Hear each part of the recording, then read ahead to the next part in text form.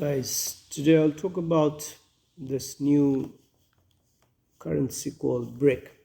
Russia has floated recently, although it's not going to replace dollar anytime soon, but it's definitely going to dislodge the dominance of the US and the other countries' dollar dominance and hegemonistic economic framework, wherein the IMF, International Monetary Fund, and then World Banks, the all like protege to the and dollar has so far dominated the world, whether it's special drawing rights or whether it's the currency conversion or it's the trade between the nations or nations of across the globe.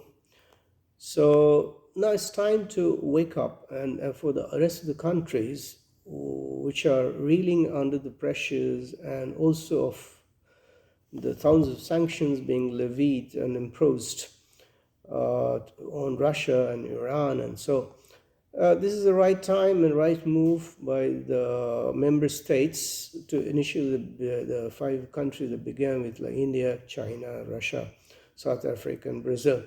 Now there are many more new nations are joining hands to safeguard their legitimate interests of trade, of social, political, or economic aspects.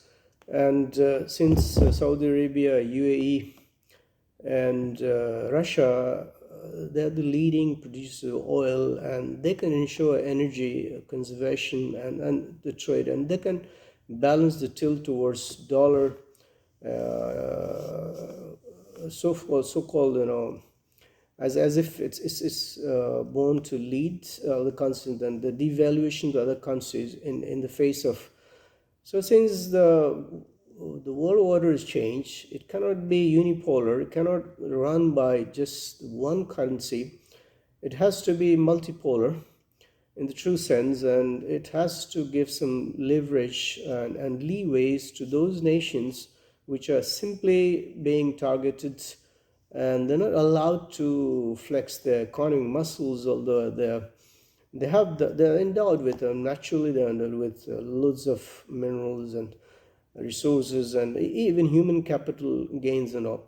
So I don't understand why this world has to have only one-way traffic, wherein the European Union and the US diplomacy rules the roost, and why the rest of all the other nations of the world have to follow suit or fall in the trap of.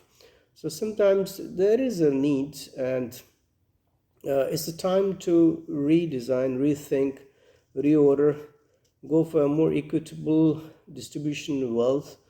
Since the economic gains and prosperity is tilting towards deep south, especially China leading in all aspects of the life of the world citizenry, and they have heavily invested into the welfare schemes world over. And they're trying to win the hearts of the millions of those who are impoverished or underprivileged, and especially in the African countries with softer loan on longer terms. And infrastructurally, they are building up nations for nations, and I really value their contribution in the sense that whatever may be the conditions, but it's not at least political or at least the hegemonistic and dominating sort of overbearing kind of nations being, and especially in the wake of all the political turmoil and the chaotic situations, and UN having to remain ineffective in taking decisions which concern the welfare of the people, the masses, world over. And so newer countries are coming, and I've come across a long list of those who are wishing to be the affiliate, around 135 countries. And this could be a game changer in the world trade because of the smooth functioning, the infrastructure, the logistics, the ocean bodies, the freight forwarding world, and where a large amount of wealth are not being created, and majority of the, I mean, like teeming a billion plus or 2 billion or 3 billion, a quarter of the world is still starving, and there is a lack of basic infrastructure in the face of abundance in the rest part of the world. So how do we achieve the equitable distribution or some sort of abnormality in the unequal or stark contrast? The wealth abounds in one couple of hands, and of course, I'm not denying the fact that capitalism brought about prosperity to the majority of people world over, and has, with this industrial revolution, with its technological prowess, with its lofty ideals that Margaret set up, but it has left the whole world unsafe, insecure, and full of conflicts, and whether it's like internal conflict, civil disobedience, civil war-like situations, famine, or a sort of invasions or unilateral decisions on punishing some countries the basis of their seeking independent policies. And so there's a direct intervention, a direct twisting the muscles of military power, and that's what is happening in Ukraine. And Russians, they're not going to cower down, or they're not going to be protege or the subservient and enslavement towards the Western hegemony. So there are other currencies which are stronger. Euro has to come up with and has to compete with. Then we have ruble, and fortunately, all these countries, they have their own currencies start with R: ruble, rand, rupee, and so China could be, like India on the one hand accounts for almost 1/5 of the world populace, and another China. Together, both the countries, they have to bear the brunt of all the policies, and they can have their own SWIFT-like system. SWIFT is an age-old system where we have monetary transactions through. So why can't we have a more legitimate, more efficient, and more the digitized wallet-like or direct payment system? And thanks to these members countries, they are coming with novel ideas of having to bypass all those intermediaries, whether it's like I mentioned about the SWIFT system that has been in place, and also the gold reserves and like FDR and like drawing rights to each country. So if they can pull up their wealth, they can do the business in the local currencies, they can do the trade within the framework, with the exchange of, with the logistics being simpler, with blockchain technology, and if they can have their own kind of payment gateways or easy transfer, easy exchange of trade in the mutual currencies, probably they won't have their own currencies to replace dollar altogether. But a time can come when they can do larger businesses. They pay off their local debts. They can check the inflation, and to begin with, there could be inflationary pressure, and because of the domestic market, international market, they may not go hand in hand or in tandem with the policies. There will be resistance, and there will be some challenges that need to be hammered out. And obviously, these all members, half the world, if they go for like alternative systems of trade, and they tap into the vast reserves, whether it's minerals, whether it's like infrastructure, whether human resources, capitals, all. So there will be significant gain in the capital creation, wealth creation, and also it will facilitate the water bodies to go for smoother shipping. And so militarily it may not be, but politically and socially and economically, This could be a viable solution for checking inflationary. And since the onset of all the technological advancements and all, I firmly believe that all these nations, they join hands and they go for the right moves.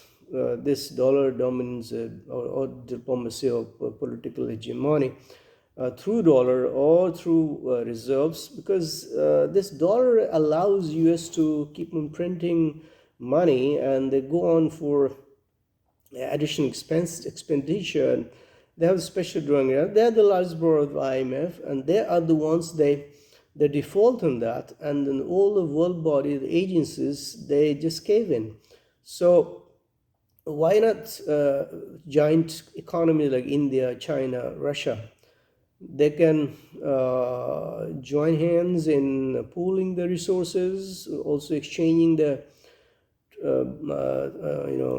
well earned, whether it's to secure the energy or to secure the other kind of roads, railways, infrastructures, also the human capital. I'm talking about human capital.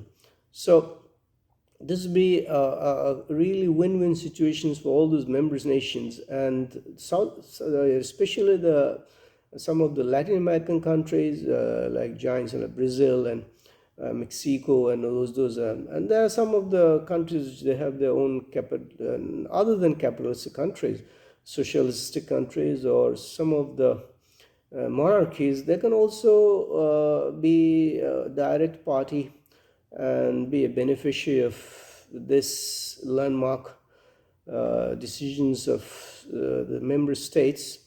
And I hope that the rest of the countries will follow suit. And the US is not going to lose anything. It's also gain out of, because of this most favored nation status that they accord to certain nations. It has got to be stopped, and this is the time.